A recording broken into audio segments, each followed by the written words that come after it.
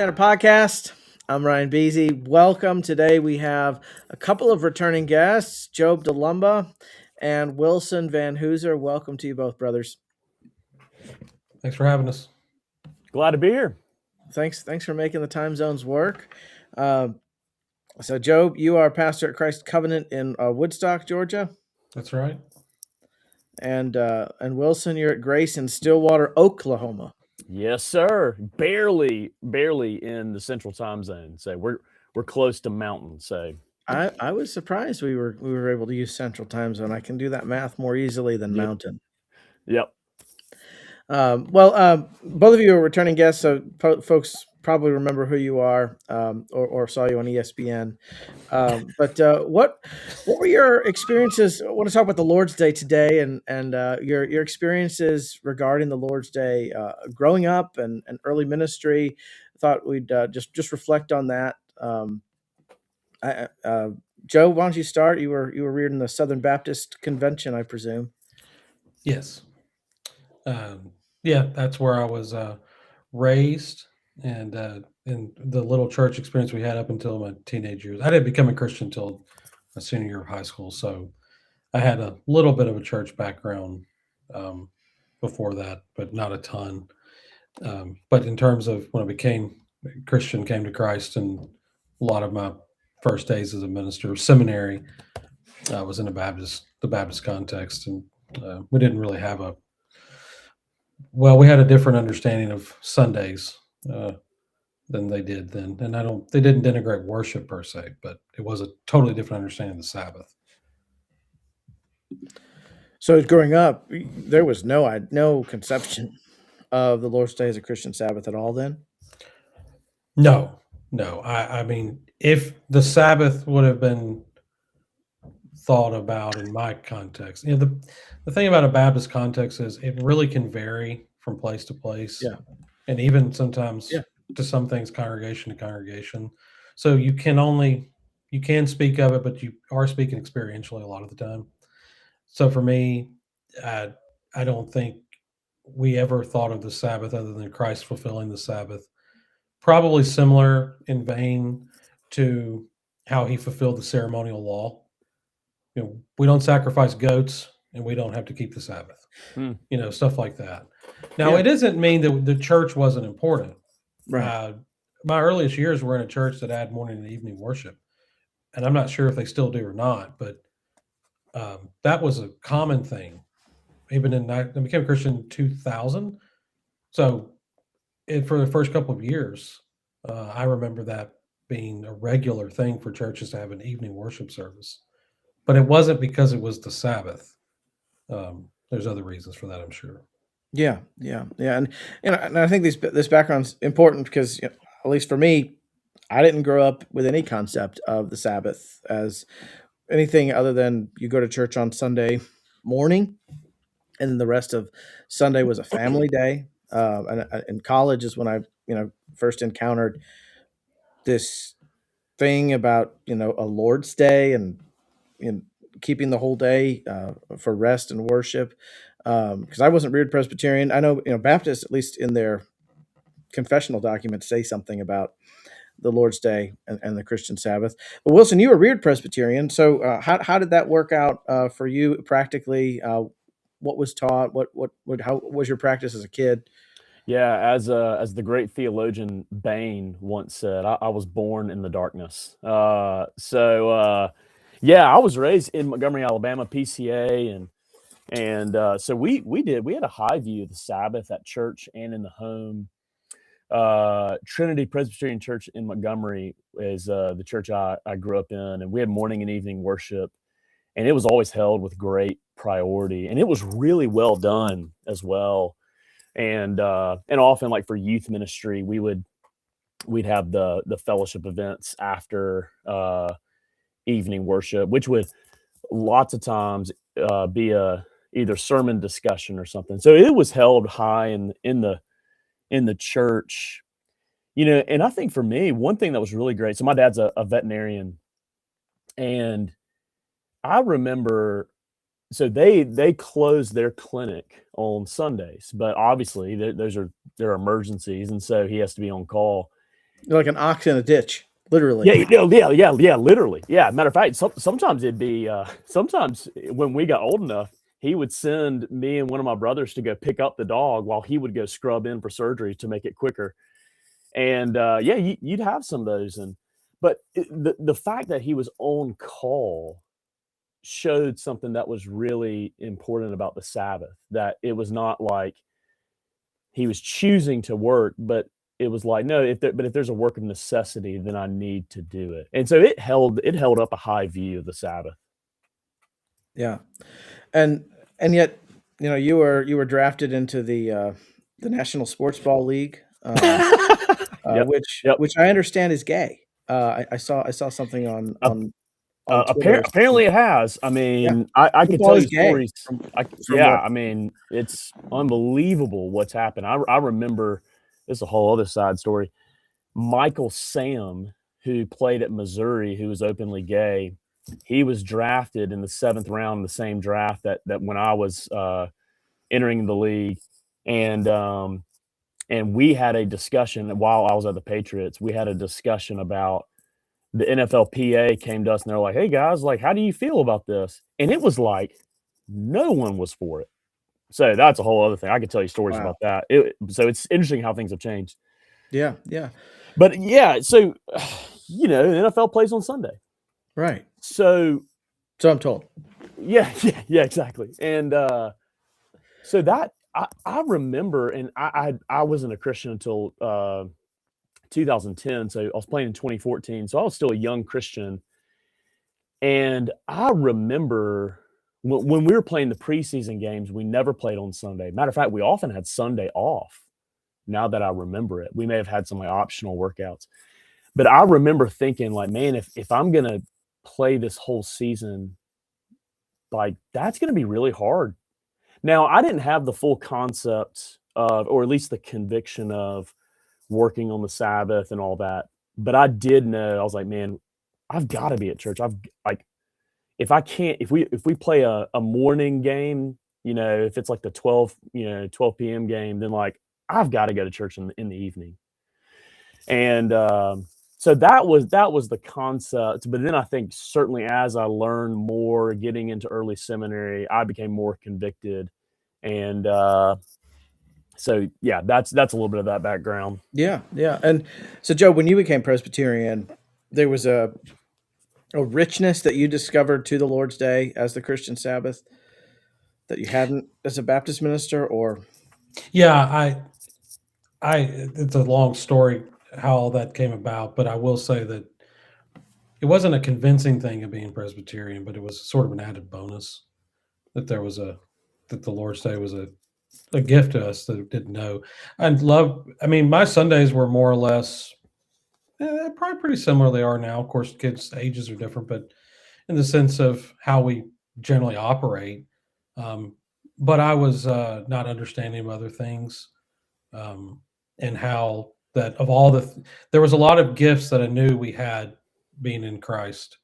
I didn't know though that the Lord's Day was one of those. I thought it was just the Lord's Day. We do it on Sunday because that's the day that Christ was Yeah. resurrected and other things like that. Which that's not untrue, of course, but there was certainly more to it. But yeah, it's one of those things you come into something and you didn't know you thought you knew you were getting, and I got an extra bonus, a bonus gift that has kind of been the most central thing about being in the PCA. yeah.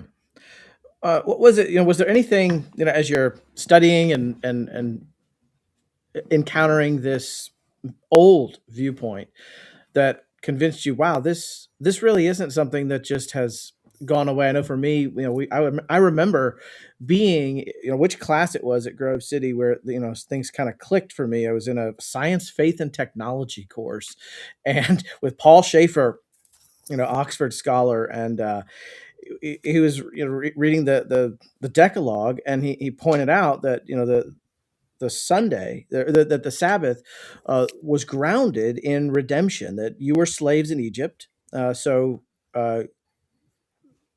you have rest now. and I thought, wow, there's a redemptive grounding. It's not just this Old Testament ceremonial grounding. It's you were slaves, and I was a slave. I was a slave to sin, and Christ saved me. And so that just sort of clicked for me. Was there anything, your Damascus Road experience for either of you when things started to finally fall into place? No. Okay, hey, that's fine. That's fine. We're Presbyterians. We don't always have a Damascus Road conversion story. Well, yeah, I know. I wish of all the things I had to reject, except love from being a Baptist to a Presbyterian, this was just one of those that I was like, oh, okay, this actually makes a lot of sense.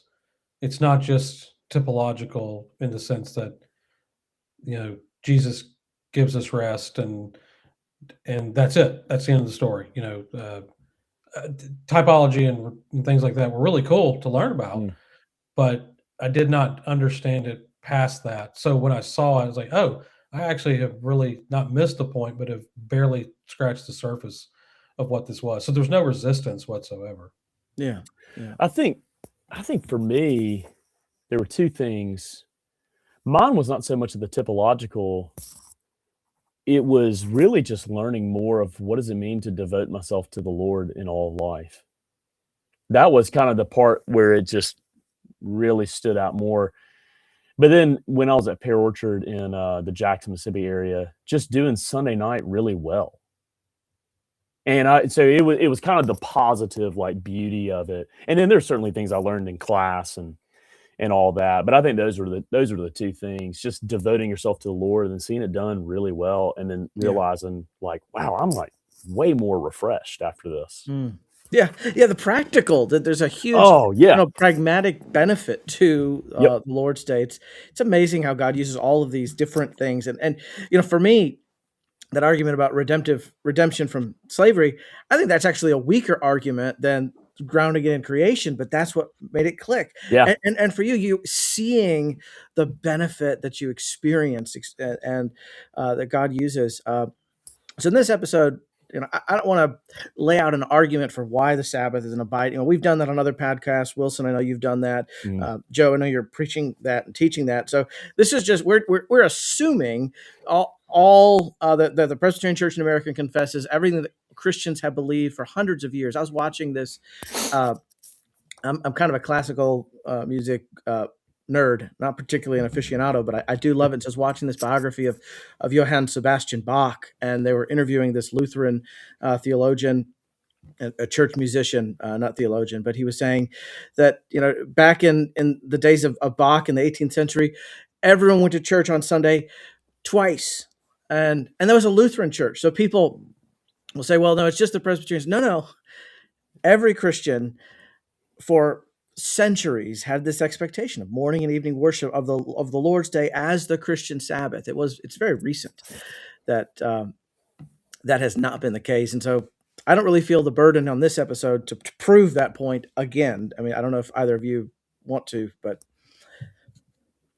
what I'd like to meditate on with you is this passage in Mark 2, and it's in Matthew 12 as well, but particularly where Jesus says the Sabbath was made for man, not man for the Sabbath. So the Son of Man is Lord even of the Sabbath. And what do you find what's the significance of that? I know people will often try to dismiss the Sabbath by saying, well, the Sabbath was for man, not man for the Sabbath. Have you heard that argument or that criticism? Yeah, it's a very, very common one, and unfortunately, I think it's often misunderstood. So I guess by the time this comes out, 2 Sundays ago, I preached on John 5. Jesus does the miracle, and he does a miracle on the Sabbath at the pool of Bethesda. And it's interesting. While you were preaching through John. Preaching through John. Yeah, and that's great. And, I have some material I've developed that my docent service could sell you. I'll give you a great deal if you want a docent service on John's. Hey man, I'm all for it. And so it was interesting. I was talking with Zach Bird, who's a friend of ours, and I was talking with him about this. And while it's really interesting that he pointed this out, that while John 5 does not explicitly use the words Lord of the Sabbath, it's focusing on the Father and Son, that unique relationship. And so I was able to bring out in the text of, like, yes, he is the Lord of the Sabbath. But in John 5, the highlight there is showing that the Son does this redemptive miracle on the Sabbath day to show that he is equal with the Father. So, I mean, it's a divine claim, and that's actually what the Jews, why they began persecuting Jesus in chapter 5. Is it says in verse 18, it says, not only because in their view he was breaking the Sabbath, but he was calling himself equal with the Father. And commentators say that it was not merely that Jesus is saying that he's equal with the Father, it was the express way of saying it that he's equal with the Father by working on the Sabbath. And so this is really key, that when we talk about Jesus being the Lord of the Sabbath, that's a divine claim. And so then when we think about the Sabbath being made for man, not man for the Sabbath, what we need to remember there is, that the very fact, well, one, if you break the sentence down, the Sabbath was made for man. I mean, that's a big claim. Like, there's a reason why it was made, so therefore we need to observe it, but obviously not in the sense of being as the Jews were in Jesus' day, particularly by the Pharisees, being legalistic to the Sabbath and missing the whole point. So I think those are just some things we need to remember.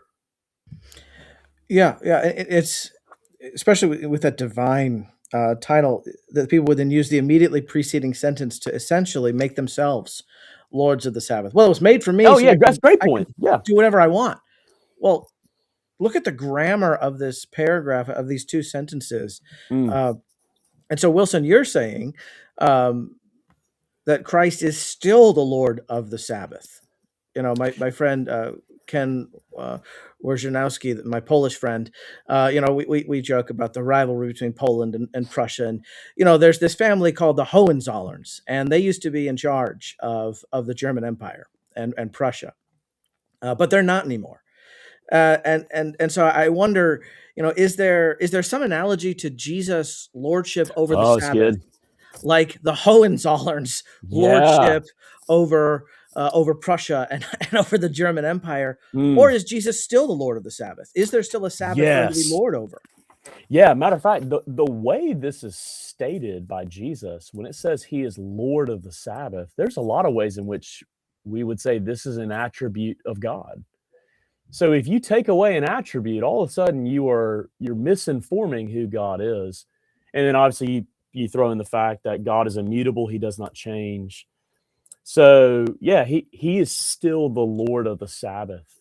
And that has incredible pastoral implications for us. I mean, we are not talking about, and I know sometimes we can be accused of this. This is not legalistic.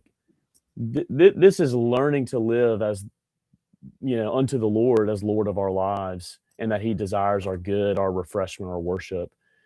And so I think it just goes back to the classic temptation, going all the way back to the garden, is, if you take this fruit, you will be like God. And man, we want to be the Lord, and we want to be God. There's that lingering sinful nature still within. And the Sabbath day is learning again to die to self, live unto the Lord. But then we kind of, after we observe it, we're like, man, that was actually far more refreshing than I realized. Yeah, it's for our benefit. And if it was created for us, man still exists, right? As far as I know, there are still people on the earth. And so if the Sabbath was made for people, it would seem to suggest that as long as there are people, that there remains a Sabbath rest. Job, it's a creation ordinance. Do you see this as creational or redemptive here? I don't think well, it's certainly creational. I think there is a sense of redemption there too, but Christ is the Lord of the Sabbath, but he's always been the Lord of the Sabbath. You can't revoke that. And Christ is Lord of every day. And I think that that's one of the things that to me is probably the better argument. I mean, there's both arguments, but I'm really compelled personally because you were saying that earlier, Ryan. Like, what convinced me of it was seeing some redemptive historical things about that was important. But I become more content in it because of things like this, that he's the Lord of the Sabbath, that it's creational, that God made it. So he's Lord and ruler of every day, and in this particular day. I mean, if there is a Sabbath and it tells you, and it's a unique day, it actually draws out the fact that God must have total lordship over everything, because he numbers days. He tells us how many there's going to be, and then he tells you which this one is designed for this. That's pretty powerful. Yeah. And so to change the Sabbath in some ways is to beg the question of who is Lord over days, who Over has time. authority over time, who has lordship over that, who it begs the question of Christ even as a creator.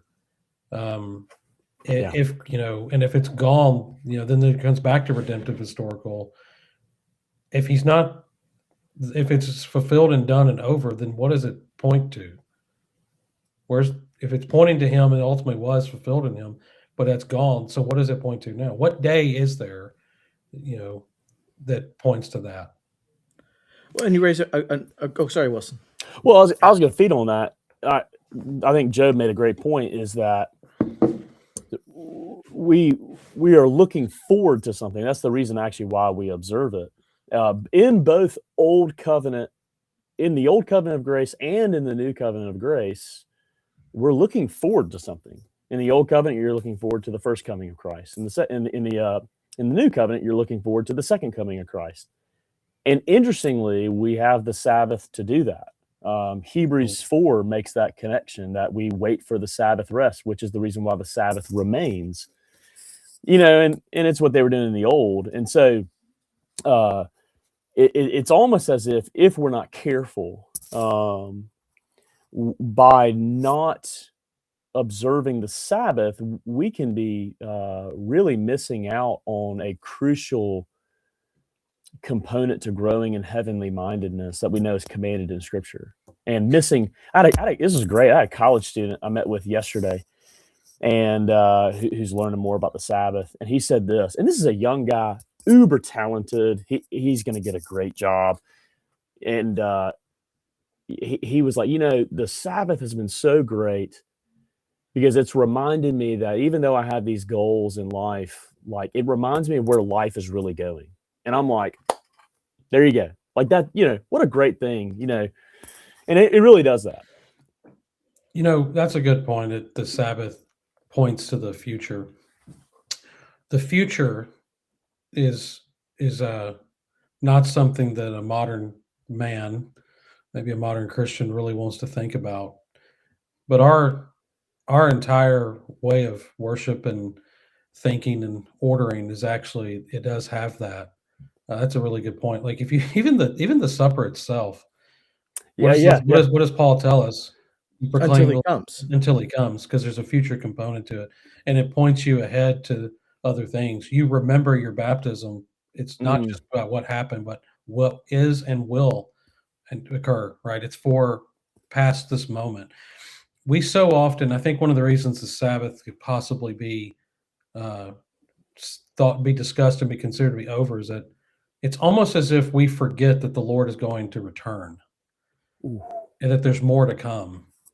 And so we're so content to say it shows us what we have now, and it's all true, but there is more to come. This is not the end. There's the age to come is broken in. It's not in full.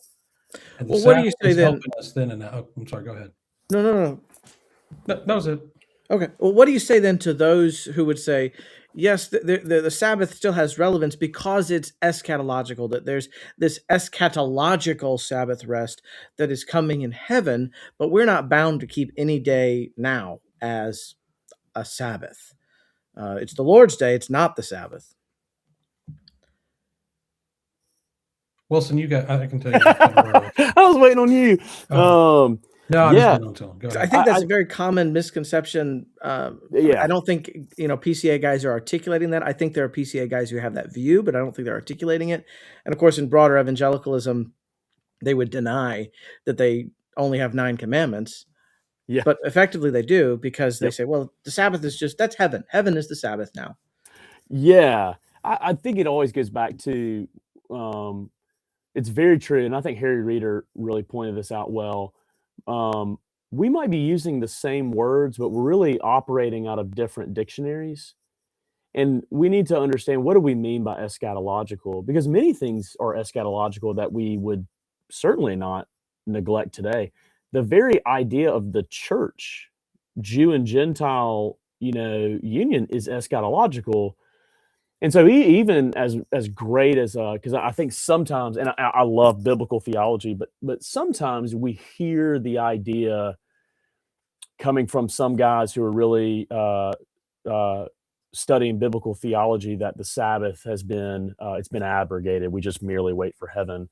But at the same time, they would never do away with the idea of the church, or even, I mean, we could keep drawing implications.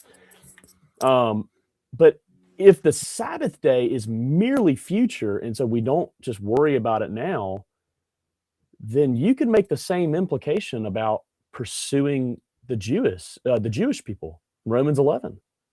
I mean, isn't it? I mean, That's a great point. You know what I'm saying? So if you're not careful, the underlying principle can run into some really bad implications. You become dispensationalist. Exactly. And so it is, in a sense, it's eschatological, but so is the massive pouring out of the Holy Spirit and living since the days of the Pentecost, and we're going forth into all the world making, disciples. So just because it's eschatological, I think sometimes we don't realize what we're saying. So it is eschatological in a sense, but it's also a creation ordinance, and it's also redemptive, which is the reason why we still observe it. Yeah, if creational theology has declined, and then eschatological realities, so in one sense, are fulfilled, or we only talk about it now. You can see these two things being out of I don't know if the word's out of balance. I don't like the word balance, so I don't know which is better. But that's it's like nuance and winsome. It's just, I don't like either one of those. So apparently, I don't like English. But my point is when you see a decline in creational theology, a doctrine of creation, doctrine of man, that God made the world, and a sense, not even over, but a sense of fulfillment to the degree that it's so about current settled things now, with the future being set aside, or everything so fulfilled that we just talk about what was and is done. You're going to lose that. You're going to lose having a day of worship and a gift of a day of worship from the Lord. Which is what we see. Faith communities are now having Friday service, Saturday service, so that you can be at the soccer fields all day on the Lord's Day because your kid might make it into the NFL or whatever it is. But I think, Wilson and Joe, you make this important point, that as with society, we're battling over creation issues now, right? What is a man? What is a woman? But also, we are in the eschaton. And so to say the Sabbath is eschatological, well, everything about the church is eschatological. So that, I would think, if you have a right understanding of eschatology, if you're not a dispensationalist, then that only strengthens the. Oh yeah, it's almost like a threefold importance of what the Sabbath is: the creational, redemptive, and eschatological. Here's what's really interesting. I did not think about this until today. There is definitely a connection between being circumcised on the 8th day in the old covenant, with the Sabbath now being technically on the 8th day / first day because of the resurrection of Christ. And when you think about it, what is circumcision? Separated from uncleanness to be devoted unto the Lord. Well, isn't that actually what the Sabbath is? Is that we are being separated from things that, and obviously not merely sin. That's for every day. But we're also being set apart from our normal worldly things to be wholly devoted unto the Lord. And so there's just some really, really cool covenant theology stuff about the Sabbath day being on the first day. And so, yeah, I think just with all these ramifications, you look at it and you're like, man, the Sabbath day truly is, it is awesome. This is like, as I've heard people say, we had a guy come do officer training last summer, and he said, this is so good. He's like, every Sunday is Super Bowl Sunday. And so in my football mind, I'm like, let's go. But he's right. Every Sunday, every Sabbath day, it's the best day of the week. And it fits with, it would not actually make sense or would fall apart to some degree if you were to say that the Sabbath doesn't have an eternal perspective or a gift of what is to come. We're in the eschaton now, but it's right. It's not in full. We don't live in the eternal state, the final state yet. But consider all the other things we have that point to that. We have worship where you see a glimpse of Christ feeding his people, speaking to his people, being with his people. Again, baptism is a covenantal sign that has thoughts and obviously points us into the future. The supper is about the future, a promise of now, a sign and a seal. But there's also future benefits, what we would have to say with the Lord forever. Again, you proclaim it till he comes. And then all of these things are with us. We fellowship, we're with the people of God. And it's a glimpse of what would that be like to be with God's people forever. Wouldn't it be odd that instead that all of that's true, and yet to say, but the day you do that is not in any it doesn't give any indication of all of time being set aside for the resting enjoyment and the worship of God and being with his people. Obviously, it fits for it to say, it's not just, all time's going to be like that, but we're not in that period. But here's a day that is set aside in time to show you what all of time is going to be like one day. Now, again, is it perfect? Of course not. But it is something to show us that you don't just do this randomly here and there. The whole day is set apart for what the final eternal state would be like. It's an inbreaking of heaven, of heavenly realities. And it wouldn't fit. Honestly, it would not fit if it were not a day set apart for that. It would seem, even as we talk it out, it feels strange for it not to be. All these other things are, and yet the day itself is not. That fits with God's, because again, he's the Lord of creation. He's ordering time and will fit us for eternity to where all the things, we've said a lot of that then. Yeah. So since Christ is Lord of the Sabbath, how does that encourage you to enjoy that day to the fullest? What are ways that you enjoy the Sabbath or encourage the enjoyment of it in your children and in the members of the churches you serve? My advice is what I try to do, and I tell others, is to do the things on this day. Learn and know what the things are that what this day is made for, and fill it with things that are, of course, expected, that we are to do, and fill your life with those and enjoy them, and don't feel a lot of guilt for what you did or didn't do if you're filling it with the things the day is meant for. So it's meant for time with God, time with people. You can read, you can sleep. It's okay to take a nap. You can do those things, like enjoy it. And so ask yourself, not is it allowed, but is this fitting with what the day the Lord would give me to do on this day. And that's my general advice. And I find that when you do that, you really do. You don't. I love the Lord's Day, but admittedly, I love it because I get to be with the Lord in a unique way, in a special way, with His people, and that's why I love it. I'm thankful He gives us this day for that, not simply because it's a time to get to read or to rest or to not work per se, but it's like look at all the great blessings and you get to know just to be with God and to be with His people and to enjoy. Man, we have the best life in the world being a Christian. I feeding off that, those are the two main points: being with God, being with God's people, hands down. Maybe a couple other things to add to that would be, I've used this actually in counseling at times when someone is really just struggling with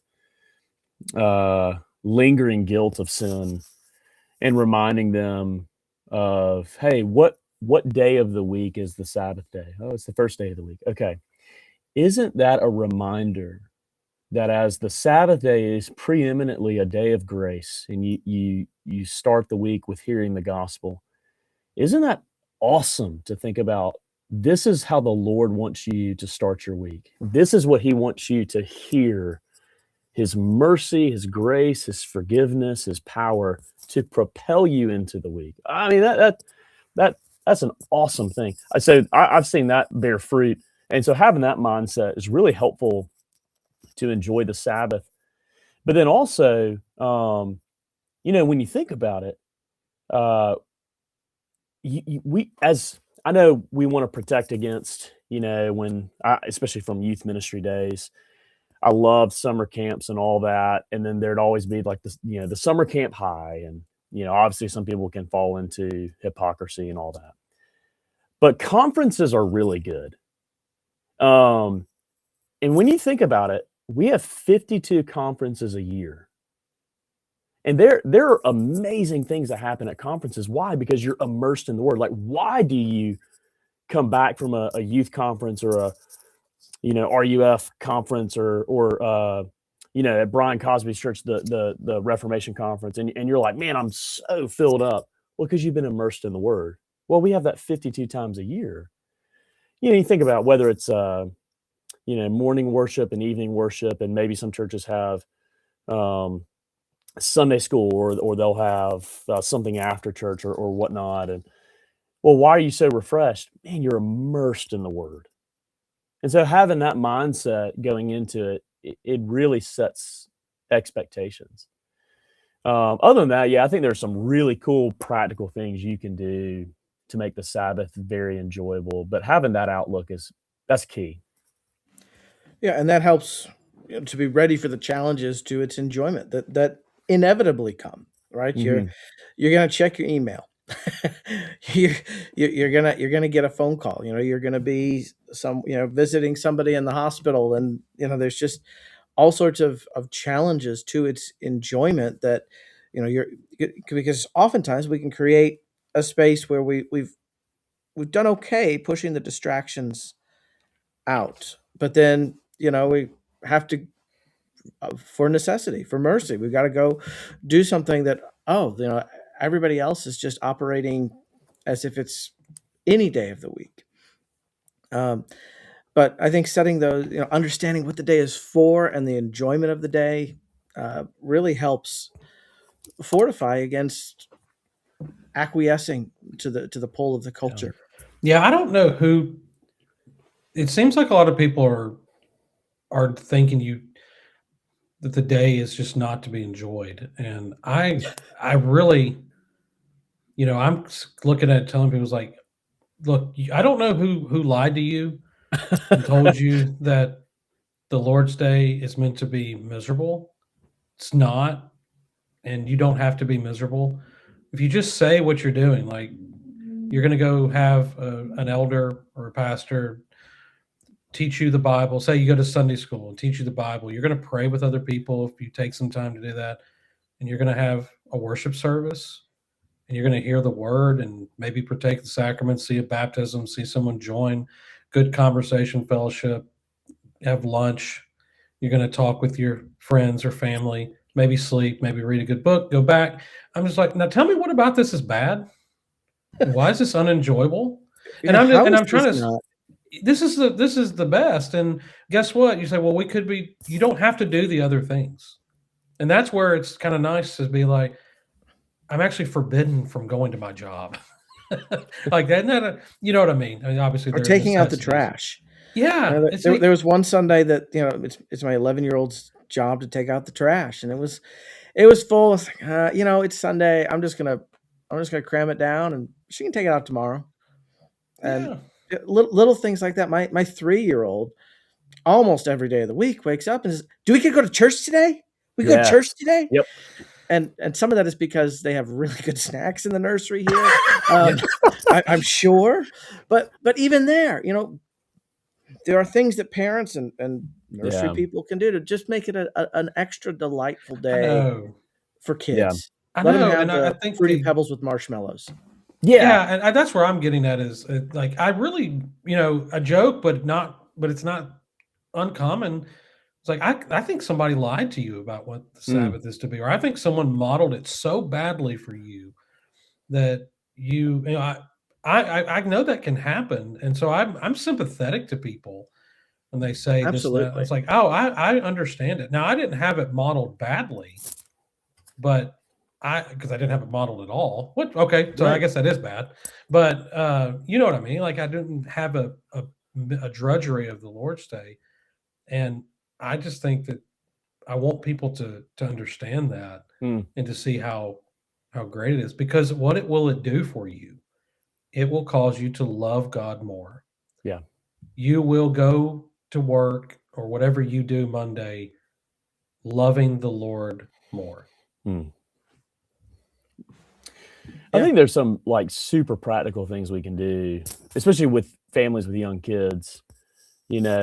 Save the favorite candy, save the favorite cereals, and all those things. So what we do in the Van Hooser household, this is so I'm already getting excited about it now.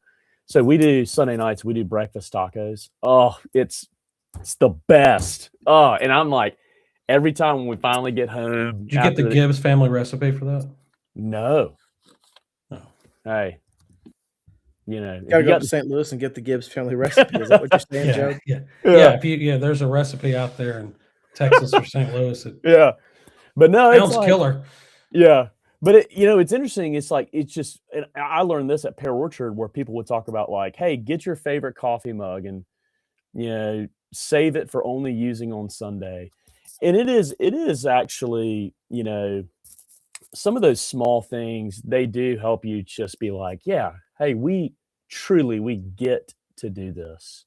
And it reminds you of the ultimate purpose of the Sabbath.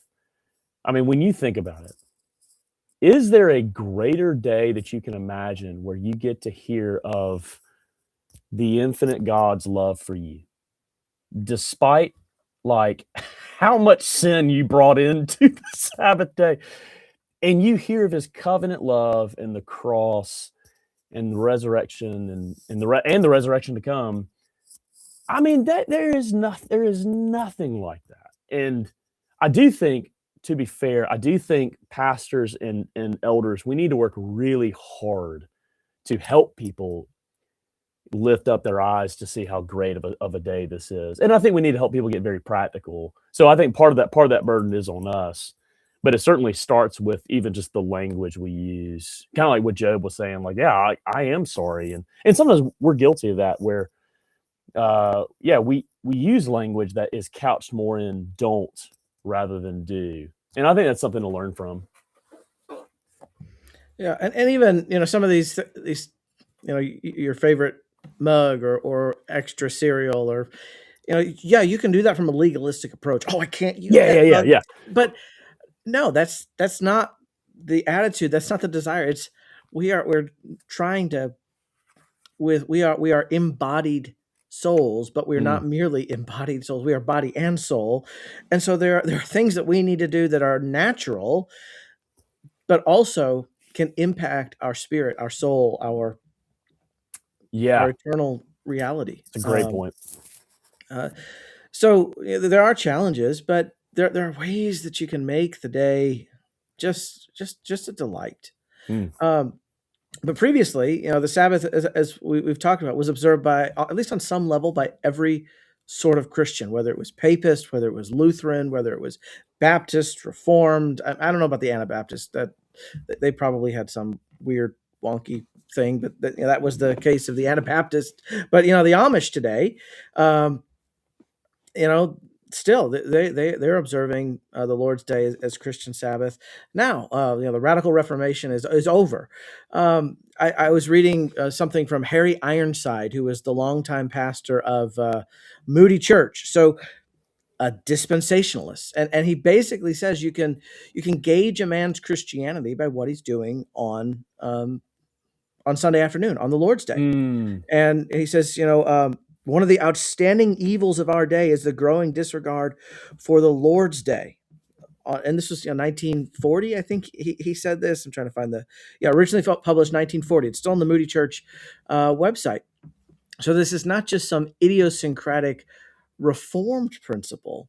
But what happened, do you think, that so many professing Christian organizations, communions, have rejected the Lord's Day as the Christian Sabbath? What happened? Was it just societal, or was there some new truth discovered? Well, it couldn't have been new truth. Oh, okay. All right. Well, 'cause, I mean, if the new truth meant this, we blew it up until 1940 on the way we did Yeah. Sundays. We're going to have to start over. That's obviously that wouldn't. I don't honestly know where to nail it down, Ryan, but I've thought, there was a cultural change that happened. I do think socially and different things like, the ability to do commerce and the ease of that and more opportunities for recreation, that you could have that if it were on a Sunday. By the way, I also think that's one of the frustrations that people have with Sunday is they want another Saturday and they can't have Yeah, that. that's So good. they think that, well, I can't have an extra Saturday. I work on Friday, I have Saturday, but I'm supposed to get Saturday and Sunday off, and now you're asking me to have not 2 Saturdays. And it's like that's kind of a problem. But I think things like that shift. But the culture shifted, but that didn't mean the church had to. And that's kind of a question I would wonder, like, why did the church fall away from this practice and thought, even if the culture had shifted? I've wondered before if it's because if this happened around the 40s, maybe you could say, or any time before that, it was presumed and probably consciously more of a Christian culture. And so if you see culture shifting away from that, it might not feel unchristian to shift because that's what we're doing. And so we're a Christian people, and maybe we're maturing and growing. It's not like some worldly thing is coming influenced, although it probably did, but they wouldn't have maybe not have perceived it that way. And so culture shifts and the church doesn't think it goes along with it. I think that's part of where things went wrong. I wonder something you said, Joe, which I think is really insightful. That socially, with 2 Saturdays, right, with the 5-day work week. Remember Maggie Smith, in Downton Abbey. What is a weekend? And so, as a society, suddenly people have all this leisure, Mhm. Yeah. and so they don't value a day from work. You remember the context of that, Exodus 16 with God giving Israel, reiterating the Sabbath. He gives it to people who've been slaves just last week. And, oh, Yeah, wow, we get yeah. a whole day off. And so now that society, at least, we have 2 days off, is it that we're just greedy? I want to have the entertainment and the pleasure and the leisure and the silliness on Saturday. I want to do that on Sunday fun day too. Is that what happened? It's definitely the double idolatry. I think you're exactly right. And they're two sides of the same coin. Idolatry of leisure and idolatry of work. And now I think Job, you made a really astute point there, and there are many things, and I think this is always we need to be careful that there are Christians who they just don't even realize. They just feel like, well, I see every other church out there not really taking this seriously. So on the one hand, like, we need to be careful that just because someone doesn't do Sunday evening worship, a lot of that can come from, well, this is just the way the Christian culture is right now. Yeah, they don't And various know. things. Yeah. They don't know. It can be, and I think it's always helpful. Is this an error of ignorance or is it an error of arrogance? So, and I know we would say that. So we want to be obviously patient and help people learn and grow in these things. But it is true, yeah, that we have been very influenced by various things in culture, and some very good things. Some very good things like the automobile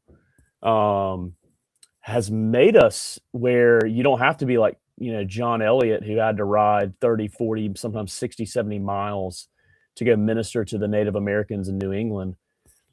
You can hop in a car and make that trip so much easier. At the same time, the sinful flesh loves to respond to good things with abusing them. And as great as like just our computers and Google search stuff like that, we can research stuff really well, and as helpful as that can be, but a negative side of that is we've become really lazy and we don't really grow in wisdom, even though we have a lot of information. And so that dynamic's always at play. And so it would be interesting. I think guys have done some studies on this, where how has the automobile? I think. Oh my goodness. I'm trying to think who it was. T. David Gordon, I think, did this.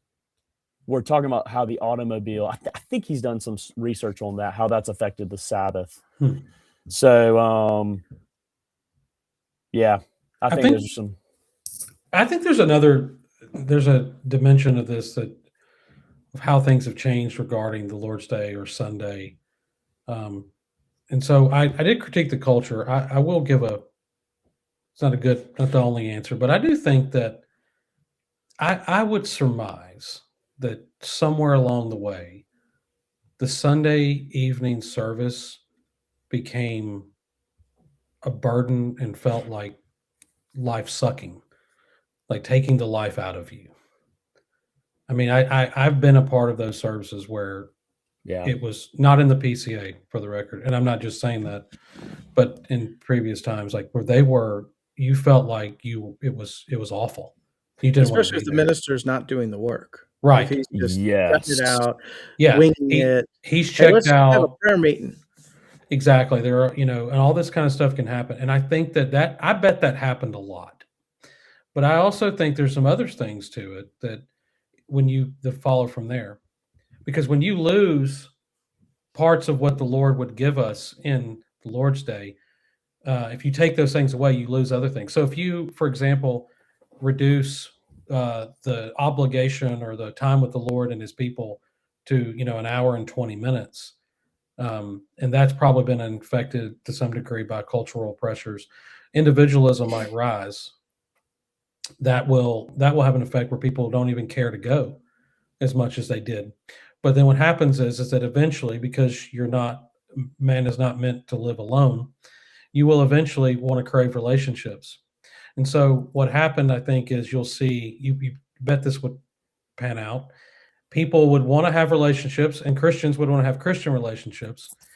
And so what a church might do, but if you've taken away from the church a second service in the evening and they're trying to give people something, what are they going to give them? Because they sense they need it. Small groups. Small groups come along and start providing the relational component people are missing without giving them the word and sacraments, prayer, the means of grace that God has meant. And so quickly, I think small groups and things like that started replacing what was trying to fill a gap that was missing. And then if you combine that with churches that were growing rapidly, were growing with this kind of idea. And then churches that were either sunk or declining or whatever, or stagnant, may have felt the pressure to grow. What are they going to do? They've got to give up something if they're going to add in groups, maybe. It's very easy to give up the second service. I think that these things start coming around, and you start, what you're doing is, it's not this, that's not even an argument for a second service. It's an argument for that when you start tinkering with how something's designed, you can't expect it not to change in a lot of other ways, and for other things to come in. And when you start losing things of this intention of the day, it's gonna cause problems, and you're gonna try to replace it because the day was made for you, so you need it. So you're trying to replace something you lost on it, but you can't replace it in a way that it might not be best.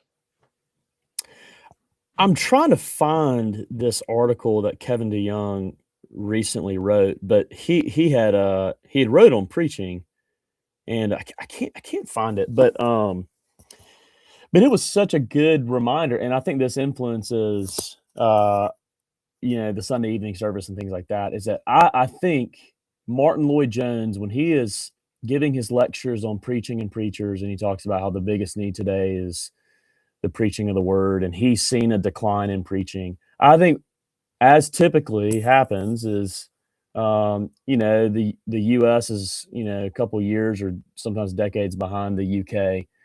I think what Lloyd-Jones was seeing is what we're seeing now, and there's a decline in preaching. And I think we forget the centrality of preaching, that it is God's most potent means of grace and what it really does in our life. And I think that starts with the preachers. They don't put the most effort into preparing for sermons. And then it becomes, it's a lukewarm service, and it's halfway done, and it's not even your best stuff. And so I think those are all influences. So I think it really, I think the saying is true. The pew goes where the pulpit goes. And man, when the pulpit is faltering, the pew will just lose their care. And so I think it's got to return with and I think in particular, I've got this row is preaching books and this row is preaching books, and I'm sure I got some scattered. So I care a lot about preaching. Here's what's fascinating. I don't know if I have one book up here in this section. I know I got one at home. I don't know if one of these books is a preaching book that is geared toward your normal everyday congregant who is doing the most common thing a Christian does: go to church and hear preaching. Didn't David Strain write a book on that? Which is not up here. It's somewhere, and that book was awesome. Please get that book. And I think, again, I think it's part of our responsibility. We need to be showing people that preaching is not, hey, come look at what your celebrity pastor is doing and getting all these followers on YouTube. Preaching is for the people. Preaching is for the people. And I think we need to write more books and produce more material that shows people that that's exactly what it's for. And again, if I can, I've used this a lot in pastoral counseling, and I have seen so much fruit in this. I've had people come to my office, and they are so beaten down by their sin. They know their guilt. They're not running away from it. They know it. And they're so struggling to know the gospel's true for them. And I've had to tell them, hey, do you realize in the preaching of the gospel that is true for you? If you're a believer, that is true for you, whether you feel it all the time or not. Like, what your mindset is, I can come into church and say, hey, that's true for me. I am going to believe that. And I'm gonna confidently walk out of this sanctuary, and Lord willing, maybe even twice on a Sunday, I'm gonna walk out of the sanctuary knowing the Lord spoke to me today. He, in all of his heavenly authority, is telling me, here's my grace for you. I don't have the right to disbelieve him. I'll tell you what, man, that'll give you some confidence, to move forward. And so I think helping our people understand that will really give us an anticipation for the Sabbath. I agree. The people will never love the Sabbath more than their ministers, and people will never love preaching more than their ministers. And yet, how many sermons are, especially in the evening, and guys are tired, but I wonder how much of that is just not prioritizing the preaching of the word. Guys are doing podcasts, guys are writing articles. But not realizing that the Spirit uses especially the preaching, the reading, but especially the preaching, to conform people to Christ. And so I don't know why there is this hostility to the second service and to the Lord's Day in the PCA by a contingent of ministers. I don't want to speculate on motives, but I wonder if instead of, unless you have people who've written that you can think of why there's this hostility, I wonder if we could just move on to talk about what is lost by society. Was society better in 1940 or 2026 or 1940s when Henry Ironside wrote that document that I quoted from? And I know there were problems with this country in 1940. I get that, especially in Chicago, but just looking at the metrics, family life, mortality, morality, was society better or worse 100 years ago when the Sabbath was more readily observed by Christians? The Bible points out how in places like Deuteronomy 5 and Isaiah 56 and many others, how observing the Sabbath, very interestingly, is actually a matter of, in the true sense, of social justice. And ironically, when we've ignored that, is there any surprise that we've seen a rise in true, injustices? And so, that's a huge negative thing we're missing that I think has given fruit to many other things. What's fascinating is this. We're living in now, burnout culture. And so scores of business books are coming out saying we need sabbaticals, we need Sabbaths, and yada, yada. And I want to be like, that's a great idea. I wonder where it came from. Because it's part of the Sabbath it's part of the Imago Dei. Again, the Sabbath was made for man made in the image of God. And so it's no surprise that we're seeing that. And I think there's a good sense in which we can play into that and say, yes, we do need that. Here's what the Lord's provided. And not merely because of burnout from work, but because the most central, pivotal part of being a human is worship. If John Piper's correct, where he says missions exist because worship doesn't, therefore missions is not ultimate, but worship is. If that's the case, then we are not being truly missional if we are actually taking away from worship. And so I think that's something we need to remember. Missions exist for the sake of worship. It's true, worship must propel missions. Absolutely. It's unhealthy if it's not. But it's true that worship is ultimate. Absolutely. Yeah, you see in our society, if we go back to its creational and God is Lord over time, I mean, every discussion about labor and employers is often over who is Lord over money and Lord over time and this and that. And it becomes there's no real sense of being created and ordering that way. Something I've noticed about how things in the society are is that, you asked, is it better? There are some material things and, things that are better, obviously.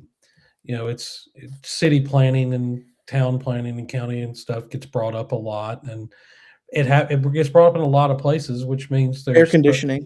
Air conditioning's good. Desegregation also good. Just want to go on regulate just to make sure everyone knows. Yes, correct. Yeah, there's a fair amount of things that are are good. But this is something I've noticed, that if you can talk about a cultural change, and that maybe speaks without saying anything, is that we talk about this, and you hear about it. Think about where you live and ask yourself, when the city planners, the design of the county, the town, whatever. It has been my experience that in all of those discussions, there isn't a single thought put towards a church building. They Oh man. never consider, as they talk about growing and expanding their town, where will the churches meet? It's not even in the equation. Mm. Why is that? Well, I have a reason why. One reason I think it is. It's because they want, oftentimes in city plans, and this is understandable principally, the first part, they want their towns to be vibrant. They want people active. They want people going places. They want them to have low taxes so they have more money to spend, right? And different things. And these are all good things, understandable, and they're healthy and thriving and all that. But what is a church? Generally, it sits empty compared to these other businesses. But because the church is not really a factor, because you say it's only open 2 or 3 hours a day, 1 day a week, that's not really helpful for commerce. But the point is that a church is more than that. Mm. The society operates to such a degree that a church's inactivity in terms of actual hours of things happening it's not conducive to what they want. Somewhere along the way that stopped. And that's no longer a thing. There's no sense of any planning. Whereas it would be if the society still had a sense of deity, of a divine and an obligation to God, it would be brought up more than just prayers to open and close events. I'm pro prayer, and that's what they do a lot, and I'm happy about that. But again, try to build a church building in a downtown area of any size, or put something that is, or want to do something that has longevity, and you will find how hard that is financially. Because why? There is no consideration in modern American town and city and county planning for religion, much less Christianity. Yeah. Yeah. In my previous congregation, we were looking to get a new building, and buying property, and it was just astronomically unaffordable. And um, the church used to be at what I guess sort of was the center of town, but then the center of town moved with the highway, and there's a great loss when religion is not at the center of a community. And Eisenhower recognized that. Go to church, go worship once a week. Yeah, there's nature tells us the importance of a Sabbath. Nature tells us the importance of religion and the worship of the true and living God to civic life. And of course, we're saying it should be the true church, right? The true religion should be at the center of community life. But there are grave societal impacts with the loss of the Sabbath. And I think one of the things I've seen in Europe is there's some pushback to the 24/7 culture. Even in Germany today, Sunday is, I've mentioned it before, it's Ruhetag. You're not allowed to vacuum. You're not allowed to recycle glass bottles, because there's an expectation that one day in seven is at least for rest. And so in this country, we are reeling from a 24/7 work week, and we're having to import, poor people to work for us on the Lord's day. So there's social consequences. If you love your neighbor, you'll give them a Sabbath. Yeah, my point on, and to tie that together, was to say you can't take away that reality we live in of no consideration for the church and worship being a part of a community, and the loss of worship and the loss of a day set aside to worship God. Those two things can't both exist but not overlap. Hmm. There are studies out there that show that even in the workplace, companies are more productive and even have more revenue when they actually give people Sabbaths and sabbaticals and when they lessen their hours. Obviously, procrastination is not a good trait, but there is something that's interesting about procrastination when people wait, and then they can crank out something in a short amount of time. Now, again, procrastination, not good. The Bible talks about that. But you can take a principle out of that and recognize that we don't always need as much time on some things to get done. And then also too, when we have a limited amount of time, we can get a lot more done in that time. And I think that's just another thing too. There's some rule, isn't there? I'm sorry to interrupt, Wilson. But yeah. The task expands to fill the time allotted for it. Yes, I want to say it's a business rule. What? I want to say Cal Newport has done work on this. Cal Newport's done a lot of work on just the need for not working these insane hours. And Cal Newport, I don't think he's a Christian, but he is on the forefront of a lot of this business writing. And he's got this book called Slow Productivity and another one called Deep Work. And he talks about how, when you set up a good schedule, you can get a lot more done in a shorter amount of time. And so I think we're seeing a lot of this literature coming out. And I think we need to realize that we are less busy than we think. I know it's going to step on toes because it's like the virtue of the day. Like, how are you doing? I'm busy. Okay, well, that means you must be very important. But I think we're less busy than we realize, and we're not actually genuinely as productive. I get that because it's so much easier to do, item B rather than item A, when item A is going to much further, effectiveness in ministry in the church and all that, but it's just item A takes my mind's got to be all in it, Yeah. So that's part of self-control and discipline. Well said. Well, anything else as we close? Well, I love that we turned this into sociology. Town planning, which we have all the authority to do. Natural law, sociology. Natural law, sociology. I mean, didn't know we were this smart, guys. Well, neither did I. Yeah. No, I think a big thing I just would want to tell people, I do think that the PCA is beginning to think more about this. I do think the PCA, and we have guys who are beginning to take the Sabbath more seriously, and who are promoting it with joy. I think there's more to do, but I do think that there are various factors that are leading us to think more about this. And so that's encouraging. But I think the big thing I'd want to leave people with is, man, again, I think we would all say this: the Sabbath is an awesome day. I mean, it's the best. And so I think we need to develop that mindset and help others develop that mindset more so than just focus on, well, everything you're doing right now is terrible. Don't do that. And it's like, no, it's like, yeah, the Bible does say, stop doing this and do this. So we need to say that, but we need to make sure we say it in the right portion as Scripture does.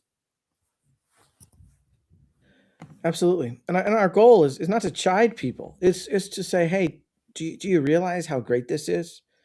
Do you realize how wonderful this is? Do you realize what a blessing this will be for you, your family, the church, and the community? If you want to love the city, give your neighbor a Sabbath. If you want to love the city, keep the Sabbath yourself. This shouldn't be a divisive issue in the PCA. It should be the thing we agree about. That, wow, isn't the Lord's Day as the Christian Sabbath grand? Well, Job Dalomba and Wilson Van Hooser, thanks for celebrating the Sabbath with me. Hey, thanks for having us. My pleasure. Thanks for joining the conversation on the Westminster Standard, which is the podcast of Jude 3. For more information or to support our work at promoting confessional renewal within the Presbyterian Church in America, please visit our website, jude3pca.org. Join us again next time. I'll talk to you then.